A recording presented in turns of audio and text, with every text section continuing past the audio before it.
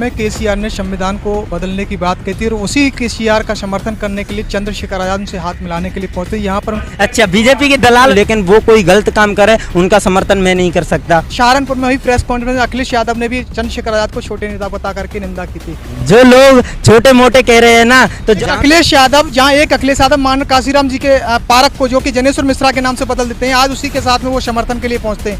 ऐसे लोगों से मतलब गठबंधन करने जा रहे हैं। अरे सत्ता में आएंगे तब बता देंगे सबको कि किस तरीके से हमारा बराबर देखा जा रहा है कि 2 सीटों के लिए हुआ था, वहां पर बिना बुलाए मेहमान बनकर के पहुंचे थे। उपचुनाव में जहां पर चुनाव हुआ था वहां पर बिन बुलाए मेहमान बनकर के पहुंचे थे और उपचुनाव के दौरान में फिर उन्होंने ये प्रतिक्रियाओं का दौर चलाता, फिर उन्होंने ये संबोधन किया था चंद्रशेखर आजाद ने कि मुझे आजम खान ने बुलाया था।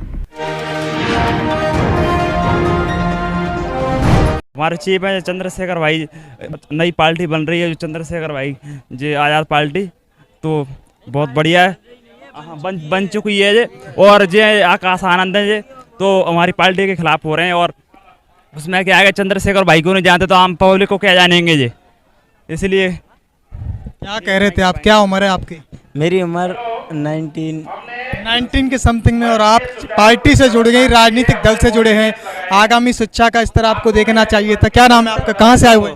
अगर जो भी व्यक्ति चाहता होगा ना कि अगर शिक्षा से जुड़ सकते हैं और हम पढ़ाई भी कर सकते हैं और अपने संघर्ष के लिए लड़ाई भी कर सकते हैं तो वो कर भी सकता है। हम पढ़ भी रहे हैं, मैं थोड़ी है, हम एक दिन अपने संघर्ष का एक दिन यहाँ पर देंगे तो ये दिन एक न एक दिन सफल होगा। और यहाँ पर जितने भी युवा हैं अपने संघर्ष की लड़ाई लड़ने आए हैं, एक दिन इनका इतिहास बना जाएगा, इनका इतिहास याद रखा जाएगा कि इन्होंने किस तरीके से संघर्ष की लड़ाई लड़ी थी। इनको जिस तरीके से हमारे पूर्वजों ने लड़ाई लड़ी थी उनके इतिहास को हम पढ़ते हैं। कुछ इतिहास तो उनके द्वारा दबा दिया गया, लेकिन जितना इतिहास हमें पता है उतने इतिहास में तो उनको इतना पता है हमें कि उनको पानी मंगवा दिया था उन्होंने। हमारे भीमा कोरे गांव में इतिहास है, हमारा इतना बड़ा इतिहास है कि शायद किसी का होगा भी नहीं। 500 महारों ने 28,000, हाँ 500 महारों ने इतनी बड़ी संख्या को धूल चटा दी, ये कोई कम है क्या?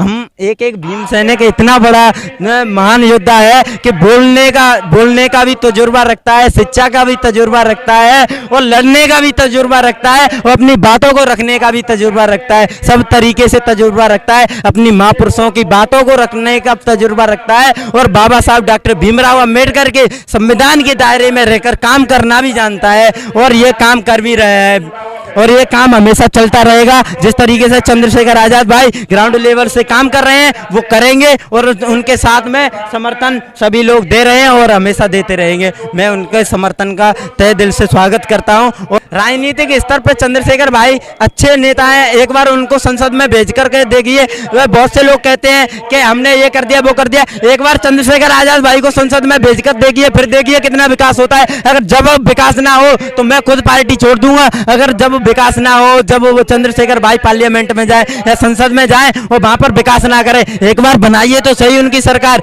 एक बार उनकी आवाज को उठाइए तो सही। एक बार उनकी आवाज अगर उठ गई, उनकी आवाज एक बार बुलंद हो गई तो वो संघर्ष जिस तरीके से पार्टी नहीं है वो जब भी कर रहे हैं उसी तरीके से पार्टी होने के बाद कितना बड़ा संघर्ष करेंगे आप उसको देख सकते हैं। इसी तरीके से चंद्रशेखर आजाद और बीजेपी और कांग्रेस के दलाल हैं या वोट काटू में या एजेंट हैं? अच्छा, बीजेपी के दलाल होते तो वहां पर मंच पे से बीजेपी के लिए दाड़ क्यों लगाते हैं? यहाँ पर जो कांग्रेस के दलाल होते तो यहाँ पर इतना बड़ा महासम्मेलन क्यों करते? अगर उनके दलाल ही होते तो सम्मेलन क्यों करते? फिर तो घर पे जाके पार्टी का प्रचार करते। क्यों संघ इतना बड़ा सम्मेलन लगाते? क्यों इतने बड़े युवाओं को इकट्ठा करते? क्यों अपने जो मतलब मांगे हैं उनको सरकार के सामने रखते? क्यों रखते? फिर लगाता कि बहुजन समाज पार्टी को कमजोर करने के लिए इस तरह से वो वोट काटू के रूप में देखे जाते हैं। लोग तमाम तरीका की प्रतिक्रिया के दौर करते हैं। अगर आपको लगता है कि चंद्रशेखर आजाद भाई वोट काट रहे हैं तो आप फिर मिल लीजिए ना। चंद्रशेखर भाई हर एक पत्रकार में कहते हैं कि हम तो बहन जी से मिलना चाहते हैं, फिर बहन जी क्यों नहीं मिलना चाहती हैं? और आकाश आनंद जी ने अभी एक बयान दिया था, उसमें कहा था कि मैं कौन भीम आर्मी मैं नहीं जानता, कौन चंद्रशेखर आजाद मैं नहीं जानता। तो भाई उसको मैं बता देना चाहता हूँ कि आप चंद्रशेखर आजाद को नहीं जानते हो, अच्छी बात है, लेकिन भीम आर्मी को जानना इस देश का गौरव है और इस देश में हर एक युवा भीम आर्मी को जानता है। आप पता नहीं कहां से आ रहे हो और आपने मतलब आपने यहाँ पर एक बार संघर्ष अब कर रहे हैं ना, ये संघर्ष करिए, फिर तुम देखिए कि चंद्रशेखर आजाद ने जितना वजूद बनाया है वो किस तरीके से बनाया है। ये सभी भीड़ अपनी मेहनत से कमाई हुई है, कोई वैसे ही नहीं है। और ये सभी युवा हैं जो उनकी बातों से प्रेरित होते हैं और उतने महान व्यक्ति है ना, उनकी आवाज़ उठाने का काम करते हैं, उनकी बात रखने का काम करते हैं। और जो बीजेपी सरकार है और जो मतलब कांग्रेस सरकार है, इनके अत्याचारों को सह कर अब बर्दाश्त नहीं होता है। अब हमें एक नई जागरूकता का मतलब प्रदर्शन करना होगा और नई जागरूकता लानी होगी। कहते हैं ना कि परिवर्तन सत्ता का नियम है, उसी तरीके से परिवर्तन प्रकृति का नियम है, जहाँ नियम है परिवर्तन, और परिवर्तन को मंजूर करना चाहिए। जो व्यक्ति परिवर्तन को मंजूर नहीं करता है वो आगे बहुत ज्यादा पछताता है। में केसीआर ने संविधान को बदलने की बात कहती है और उसी केसीआर का समर्थन करने के लिए चंद्रशेखर आजाद उनसे हाथ मिलाने के लिए पहुंचते। यहाँ शेखर आजाद जो है संविधान बदलने वालों के पक्ष में है। नहीं, ऐसा कुछ नहीं है। फोटो भी वायरल हो रहा है और उनके समर्थन में वहाँ उनके पहुंचे थे। इस पर क्या राय है आपकी? मैं चंद्रशेखर भाई के जो विचारधारा है उनका समर्थन करता हूं और जो भी बात है उनका समर्थन करता हूं, लेकिन वो कोई गलत काम करे उनका समर्थन मैं नहीं कर सकता। तो इसी तरीके से वो वहां पर गए तो उनका मतलब पार्टी का कोई फैसला होगा, इस वजह से वहां पर गए हैं। और वो उनकी बातों का इसका मतलब ये मन लगा लिया कि जो मतलब उन्होंने कहा उसका समर्थन करते हैं। हम ना तो संविधान को बदलने का समर्थन करते हैं और ना ही संविधान पर कोई आँच आए तो संविधान बचाने की बात आती है, लोकतंत्र बचाने की बात आती है, वहीं दूसरी तरफ जो बदलने वाले जो कहते हैं, ऐलान करते हैं, उनका हम समर्थन करने के लिए उनके साथ में फोटोग्राफी होती है। उस पर ये दौर अच्छा है, वो बात रखनी चाहिए। जो भी कोई भी, मैं ये नहीं कहता कि चंद्रशेखर भाई कोई गलत काम करे उनके खिलाफ आवाज़ मत उठाइए। जो भी व्यक्ति आपकी आवाज़ उठा रहा है उसका समर्थन कीजिए और जो आप कुछ गलत कर रहा है उसको बताइए। उसको बताएंगे तभी तो उसको पता चलेगा कि हाँ इसने गलत किया है, तो उनको बताइए। वैसे कोई पार्टी का फैसला है ऐसा कुछ नहीं है, उसमें उनकी बात अलग है और उसका मतलब जो मतलब उनका समर्थन है वहाँ पर पार्टी का फैसला होगा। इस वजह से वहीं विगत दिनों निकाय चुनाव में सहारनपुर में हुई प्रेस कॉन्फ्रेंस में अखिलेश यादव ने भी चंद्रशेखर आजाद को छोटे नेता बता करके निंदा की थी।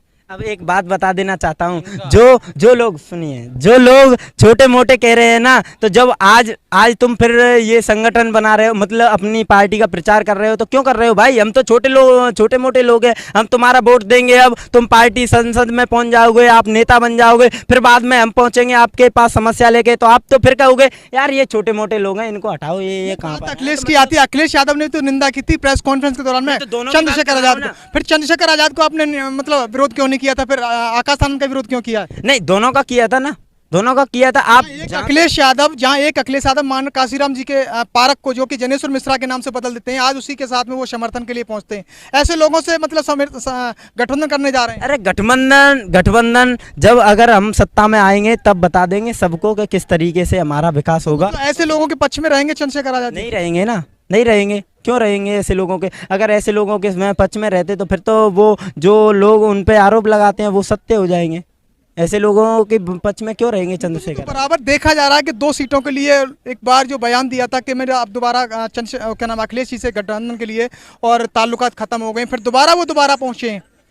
नहीं तो कोई बात भी पहुंचे, बिना रामपुर में चुनाव हुआ था, वहां पर बिना बुलाए मेहमान बन करके पहुंचे थे, बिना बुलाए मंच पर साझा किया था। ऐसा हाँ पे ये रहा है कि अपने ऐसा कुछ नहीं होता है। कोई उपचुनाव में जहां पर चुनाव हुआ था वहां पर बिन बुलाए मेहमान बनकर के पहुंचे थे और उपचुनाव के दौरान में फिर उन्होंने ये प्रतिक्रियाओं का दौर चला था। फिर उन्होंने ये संबोधन किया था चंद्रशेखर आजाद ने कि मुझे आजम खान ने बुलाया था। हाँ तो बुलाया होगा तभी तो गए, जबकि मंच तो आजम खान का भी नहीं था।